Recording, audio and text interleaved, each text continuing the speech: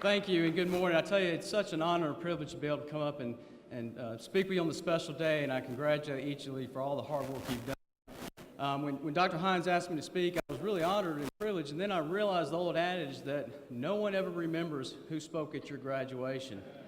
I was like, thank you. So that challenge was upon me. What do I say? What words of wisdom can I share to help inspire you? And I thought long and hard, and I realized something, that what I want to impart on you today is not something that I'm going to say, but it's something you already know, and it's something that's already in you. It's what is your foundational belief? What is it you believe in? What drives you? What motivates you? What inspires you? And I'm going to challenge you today. I'm going to issue a challenge, and I'm going to ask you to be sincere and follow through with this. Today or tomorrow, I want you to write those down, and I want you to email them to me. And I'm serious about that. My name is Michael.Burnett. It's in your commencement address at Piedmont.org. It's very simple to remember that. And here's why. Because these foundational beliefs will guide you from this day forward. There are times in your future ahead that you'll need to be grounded in what's important to you. And I'm going to take a quote from a book that many times at this time of year is very famous. It's by the great philosopher Dr. Seuss. And if you remember in his book, Oh, the Places You Go, it's kind of inspirational of what your future has and where you're headed and the great times ahead of you. This is a pivotal day, a pivotal moment in your life. But there's one quote in there I want to make sure that we focus on today. It says, you'll get mixed up, of course, as you already know. You'll get mixed up with many strange bird as you go. So be sure when you step with care and great tact. And remember that life's a great balancing act. And it's that balancing act that we really need to be intentional about, which is why I really want you to think through this and write these things down. Now, it might be just 3 words. Some of y'all, it could be 3 pages. That's fine. It will change as you grow. And it needs to be something you have tucked away that you remember who you are. I'm going to share with you some of my personal ones. And these are ones that I live and guide by every day. And I want you to kind of as an example of how you can apply this into your career and your life. One of mine is my faith in God and the daily struggle to be who I'm called to be as a father, as a husband, as a hospital administrator. My father-in-law is actually a retired hospital administrator. And one of the things he taught me very early on was that you're a hospital administrator, administrator being a key word. And never forget, the root word of administration is minister. So what I do, this is my ministry. Now think about that. That's not just running a hospital. All of a sudden, that's a bigger context. That is a powerful thing. And for me, every day to think through, wow, who can I help minister to, whether it's a patient that is coming in a time of need, their family members that are in there, the folks I work with, my physicians, nurses, staff, on a daily basis that, we have to motivate and support each other through life. I tell you, that little twist right there is a daily reminder to me that my job is bigger than just running a hospital.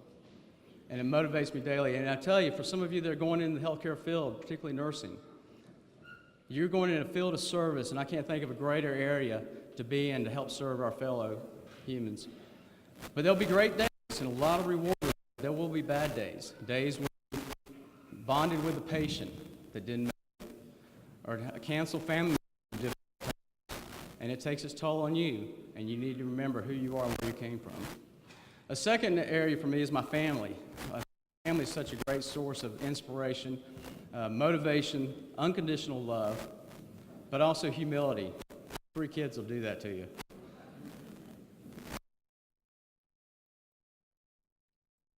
I find that balance Dr. Seuss was talking about, to make sure that I prioritize my family, not only for what they mean to me, but what they do for me, how they inspire me every day. And I can't lose focus of that. It's so important. A third example is really more of a philosophy. The great Scottish philosopher Thomas Carlyle, in his great masterpiece, Sartor Resartus, quotes, my inheritance how wide and fair. Time is my fair seed field, of time I'm heir. Time is your seed field. What you do from today forth, what will be your legacy? What are you going to do to make a difference?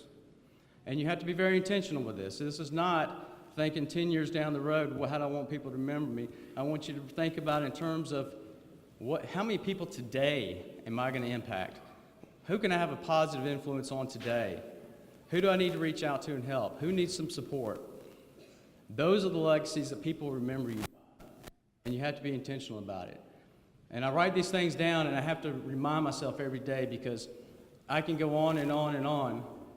And I'll tell you a quote about one of my sons that I keep close to me. One day somebody asked him, "What does your dad do?" And I'm sitting there, oh my gosh, he's going to say, "He goes to meetings." And because sometimes that's all I feel like I do, you know. But you know what he said, and I'll never forget this. He said, "My dad helps doctors and nurses help patients feel better." Boom! And I remind myself that every day. That's what I do. I have the honor of doing that every day. But I have to remind myself because the pace of life, the things that hit you, it can take its toll. So I encourage you, and that's the challenge. I wanted to try to convince Dr. Hines that you don't officially graduate until I get an email. Can we make that so? And I really want to be intentional with this. And I know it sounds corny to have to sit down and do this, but I want to challenge you to do it. And I want you to keep it. And I want you to let it evolve with you as you grow in your career.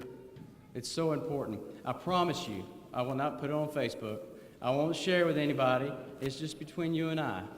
Because that intentionality and that accountability of doing it will make sure that you have started what are your foundational beliefs that will guide you. And they will change and they will evolve as you grow and change and things in your life evolve. But you've got to have that in there. Parents, spouses, friends, I need your help too.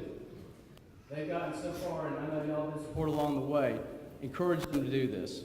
Make sure, and you heard, they don't graduate until they do that. So please make sure that they do that because this is so important. I know it sounds silly, but I think it's something that I want to make sure that 5 years from now, 10 years from now, you can pull out a piece of paper or something that you can look at. Remember that inspiration you had today. Modify it, evolve it, change it. Maybe get you back on track. It's so important. So I congratulate each of you today. Thank you, for letting me be here. I'm so excited about your future and what you do. So congratulations on all your hard work, and go forth and be productive. Thank you.